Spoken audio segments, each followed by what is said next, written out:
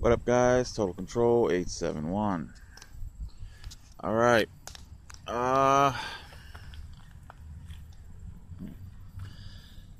Chiming in today with an update on the Jewish Family Services Lisa Witcowski unlawful prosecution scandal. For some of my newer subscribers, a very quick update. Almost a couple of years ago now. While trying to seek out social services, things that help the homeless, the poor.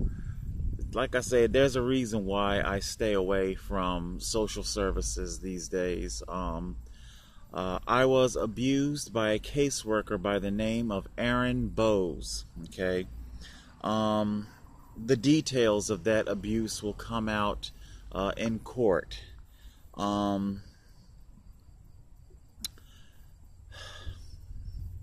Like I say, it's been an ordeal. Anyway,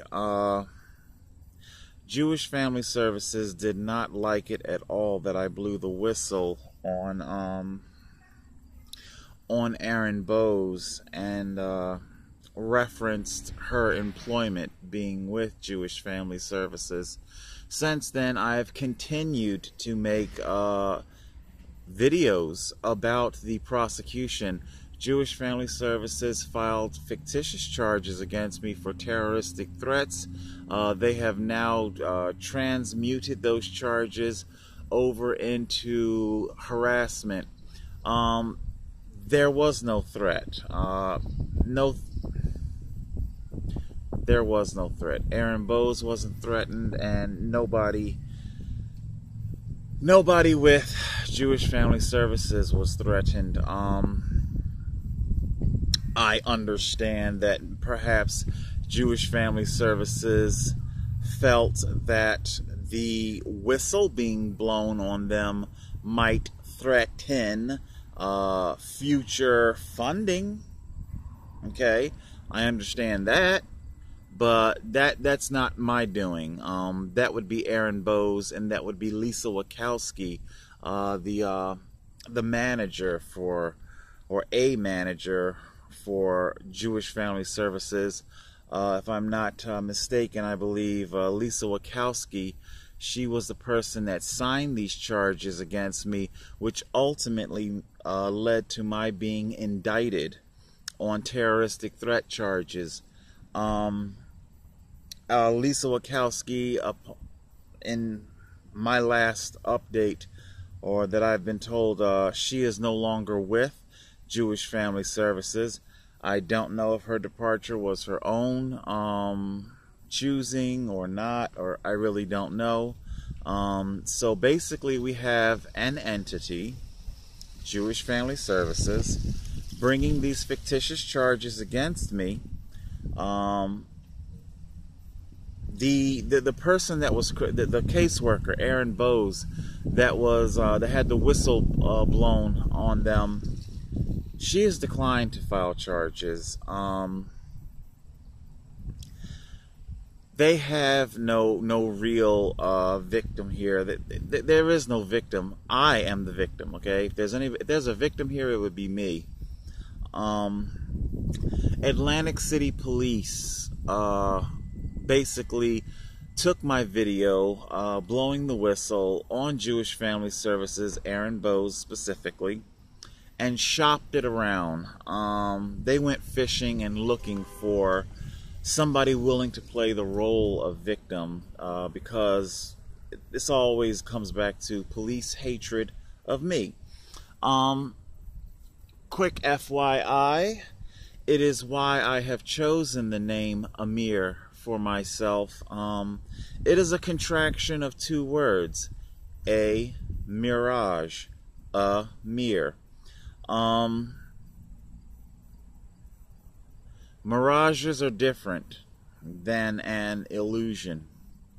An illusion involves a magician manipulating your senses to see something or think something that is not true. A mirage is as the cliche goes, in a desert, oppressive heat, starvation, dehydration. Your mind begins to see what you want to see. Think what you want to think. Nobody is tricking you.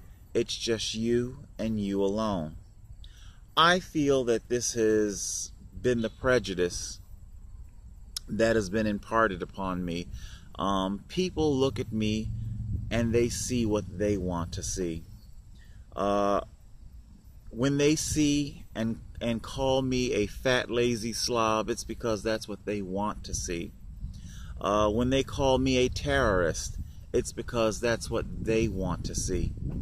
When they call me all manner of terrible things, it's because it's what they want to see. It's what their mind wants to see.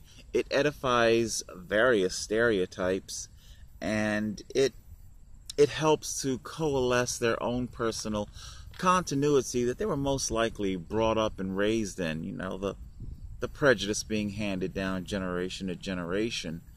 So I've chosen that name for myself, Amir. It's a mirage. I am a mirage.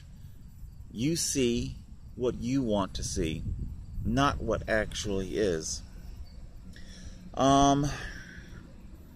So yeah, in Lisa Witcowski's handwritten statement, which led to my indictment, she goes on at length, harping about how she's so scared of her shareholders.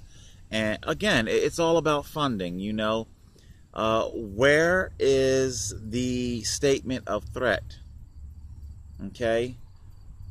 When did I threaten you? It's probably why they've transmuted their charges. They've amended their charges from terroristic threat down to harassment.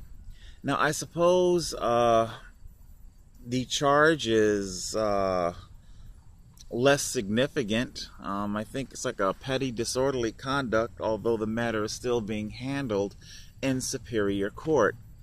As far as I'm concerned, if I am unlawfully convicted of it, it might as well as just simply be the felony charge. It really doesn't matter. I will not comply with any form of fine imposed. Erin Bowes mocked me and made fun of my abuse and my disability.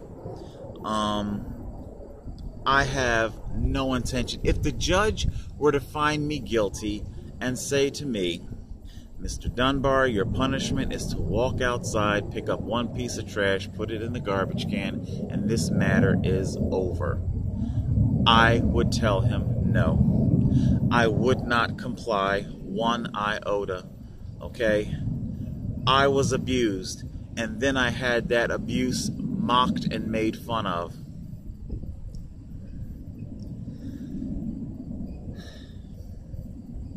I probably shouldn't even be doing this video right now. I have a lot of work to do on this brief, and I really do not need to fuck my mind up like this, thinking about this stuff. I'll be due back in court this Thursday at Superior Court, this Thursday at 1:30, and this is just very difficult. It's just,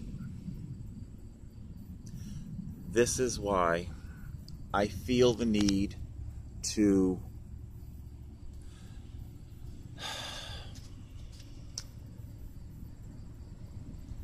this is why I don't want to live my life anymore. Okay? I've been talking about the Sober Suicide blog, and it's definitely coming. The Sober Suicide blog is going to chronicle my life. I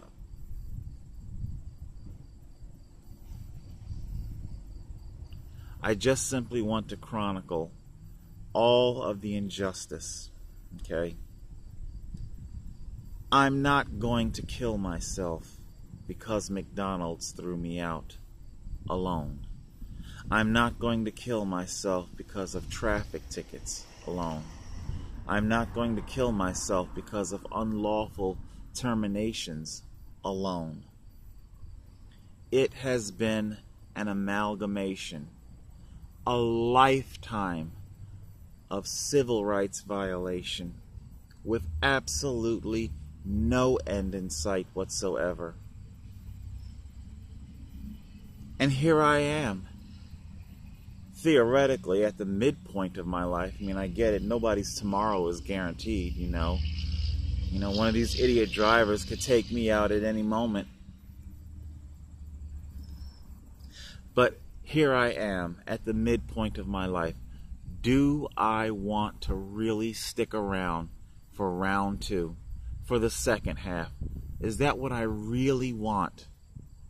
For more of this? For more Admiral security, unlawful terminations, for more police, for more state police, local police, for more McDonald's managers, for more people vandalizing my camp? Do I really want to stick around for this? Is this the life that I want? With absolutely no end in sight. A life of fast food just constantly. No decent eating, no decent life, no happiness in life, okay? That seems to get lost on a lot of people. The homeless should be able, after paying rent, utilities, the necessities, there should be enough money left over for some form of happiness, okay? That would be in the category of mental health, okay? Mental health shouldn't come in a pill bottle. There should be some form of happiness, something that gives us joy in life. This bicycle gives me immense joy. The Black Rider is due for its annual maintenance. I'm probably going to scrape together, I don't know, I'm going to see if I can get together a couple $100, and it needs a new chain drive, it needs a new cassette, it needs a new chain, shit needs to be oiled, cleaned, brakes definitely need to be cleaned, the calipers need to be cleaned, I need new brake pads. I really don't know how much money I want to put into the maintenance of the Black Rider right now. So many lawsuits. Thomas Kinzer assaulted me, and the police are working closely with him under color of justice to see to it that he is not charged. All of this, an amalgamation as to why I do not want to live anymore. You take the joy of life away. I don't know if I want to put money into the Black Rider or not. I don't know if I'm going to be around much longer. There will be no compromise. There will be no payment. There will be no jail.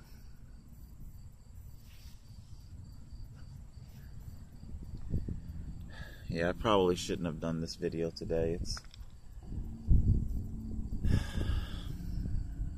Alright, guys. Well, that's what's going on. Total Control 871.